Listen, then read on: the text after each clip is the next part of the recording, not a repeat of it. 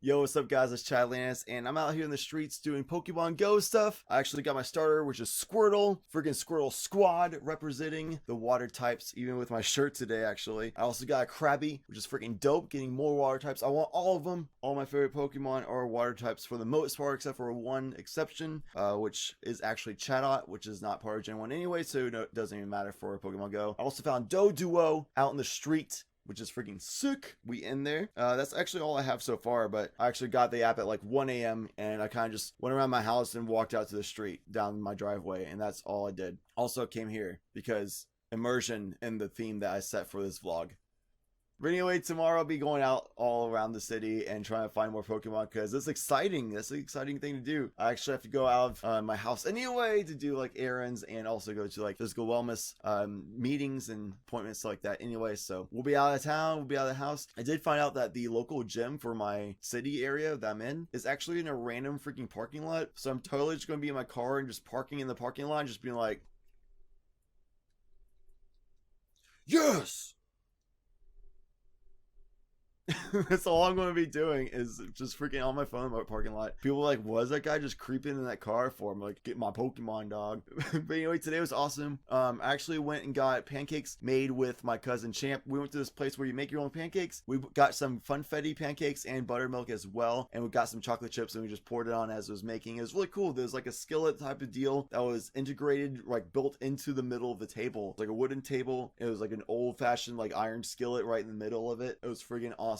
Even though it's a really weird concept that you go and pay money to go and make your own pancakes for breakfast, it still was really cool for some reason. It was pretty cheap as well. It was like $5 for like 4 or 5 pretty big, substantial size pancakes. So that's actually pretty cool. So actually, even though that's a really weird concept and weird like style of thing, I still would probably go back to that place and check it out. It's cool, like atmosphere and stuff like that anyway. So today on stream, basically I just played more of the striker shotgunning and stuff like that, doing more practice as I mentioned before. One thing that I really wanted to try was something opposite from what I advise people doing in 1v3s. The reason why I suggest using a sniper rifle for carries and stuff like that, and why I say that that's the best option to use, is because it's really easy to clutch out 1v2s and 1v3s with a sniper. Because whenever you clutch out 1v2 or 1v3, the ideal situation is you fight somebody 1v1, win it, recover your health and shields, then win the next 1v1, recover your health and shields, and then win a third 1v1 if it's a 3 people, if it's 1v3 not 1v2. You don't ever want to fight 2 or 3 people at the same time. You're almost guaranteed to lose unless you have a super. So you want to like run away and try like bait them into following you and chasing you and challenging you one at a time. Against really good teams, that basically is never going to happen. They're always going to work as a unit. They're always going to rush you down together. So the only way to really fight that is if you have a super or if you have a sniper rifle, so you can run really fast, go down this corridor, turn around, and then like snipe them as they come around the corridor one at a time kind of a deal. So that's really the best and easiest way of winning 1v2s, 1v3s is with sniping and or using a super. Obviously you can use a super no matter what your special is, but sniping is definitely better in my opinion than shotgunning for that purpose. Though I'm not saying it's impossible to win a 1v3 or 1v2 with a shotgun or clutch out games with a shotgun. I've done it in the past many times, and I've done successful double carries with shotgunning in the past as well. I've also done successful flawless carries and double carries with using a sidearm as a special, so we should be fine with using a shotgun. It's just not as consistent, nor is it as easy to do as with a sniper rifle. That's why you see pretty much every single person doing double carries using a sniper rifle. But I still want to make that happen with a shotgun, and if this weekend is indeed Willow's Court for trials, I will probably use a Mida or a Jade Rabbit for my primary. I did that the few times I played Willow's Court today on Stream Elimination. It seemed to be way more successful than Grass and Malik, so that definitely is the option I probably would go for. I don't know if I can make double carries successfully happen or not. We're going to definitely try, but if it doesn't happen, we just do single carries, and it doesn't seem like it would be that hard to do with a shotgun and Mida or Jade Rabbit as a primary. But on stream today, I actually got a little discouraged because there's a lot of times where I shoot somebody right in the face, but like 90% of the target reticle was their entire body, but like 10% of it like off to the side or something, or like right between the legs a little bit, would be slightly off. And even though that was the case, statistically I should kill that guy because most of the projectile spread would be on that person, but because of RNG just being really bad and against my favor, and if you don't know what RNG is, it means it's a random number generator, which basically means it's random chance. It's a randomized factor of whether or not you're going to land these projectiles, because shotguns shoot like pellets all over randomly within that circle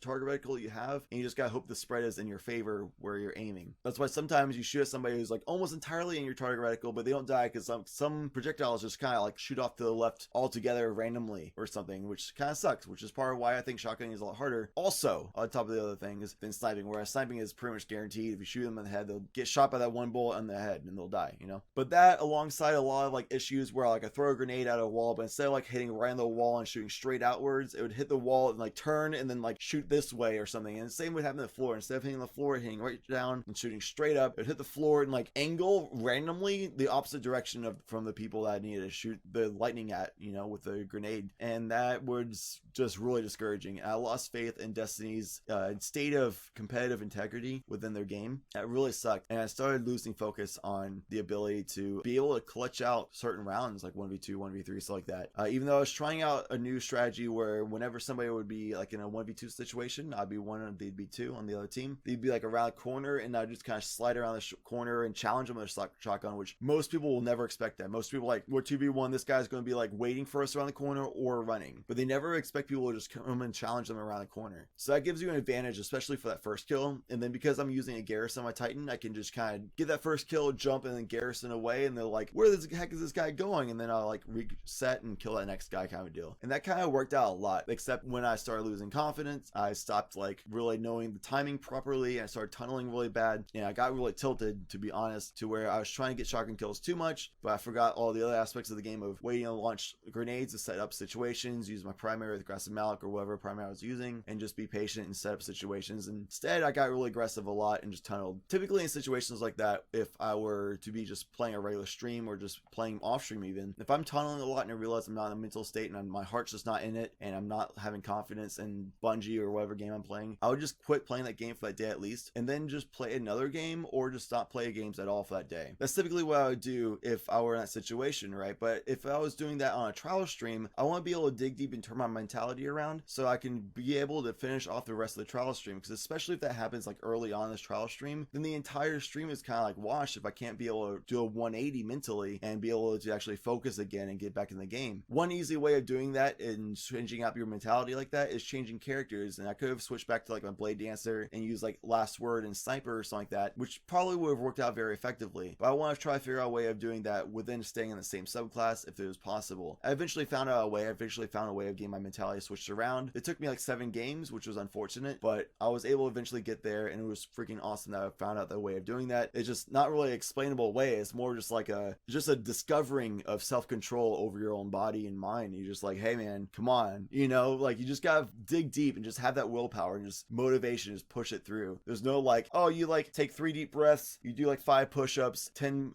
squats, and then drink like a gallon of water, and you sit down and you'll be good to go. Like there's no like formula of how to do it. You just gotta find out how you get yourself out of that. And it took me 7 games, but we got in there, we were good, and we actually refocused, and I performed really well for the rest of the night, as I pretty much usually do, which is thank God. So hopefully I can be able to do that repetitively in the future if it ever happens to me, or even hopefully that situation never even occurs for me ever again, which is definitely ideal. But anyway, today was definitely a learning experience. There's definitely experiencing some growing pains within the stream. I didn't ever rage or get super salty or anything like that. I maintained positivity for the most part. There's a couple times where I kind of went back to the neutral, which is like I talked about in the last vlog, something I don't want to do, but at least I never raged. I never got super salty. I was just like, man, this kind of sucks, was like basically all I really did. But you know, I got back into it. We had some fun, and we had fun jokes and shared some laughs with the chats like that, regardless of the fact that Bungie was kind of screwing me the whole time. But we got in there, we turned it around, and we recovered, and we were good to go by the end of the night. So that's awesome. I'm happy that worked out. That's basically it for this vlog. It was rather short, I think, but that's basically all that happened today. So there's the vlog. I'm gonna be going and trying my best to maintain responsibility, finish editing this vlog, get it uploaded, and go to sleep, and not get in my car, drive around the city at like 4 to 5 a.m. and trying to find more Pokemon. I really want to, because I'm like kind of maybe getting addicted to this, because it's a really fun, amazing, and very unique of an app / game that I really want to explore and play more. I'm gonna have a lot of fun doing that and exploring around the town. One freaking Pokestop. There's these things called Pokestops or something. What is it called? Let me see. GPS signal not found. That's fine. It is a Pokestop. Yeah, I nailed it. So one Pokestop near me is in a gym, and it's like a mural like picture inside the gym. So I'm gonna have to go into this freaking gym and just go in like the free weights area, because I know it, because it's my gym. I have to go into my gym and go to this picture in this area where like all the free weights are, which is where all like the tryhards of gyms are, and they're all gonna be like pumping iron and wearing these like crazy cut tees and like and like beefed up on steroids or whatever. I'm just gonna be like, oh sweet, I got a Pokemon, yeah. Like, look at this nerd in my gym, which is gonna suck, but I'm gonna try to find a way of sneaking it with the volume turned off and just like in between sets, just like act like I'm doing a selfie and just catch it real quick and like lock the screen again and get out.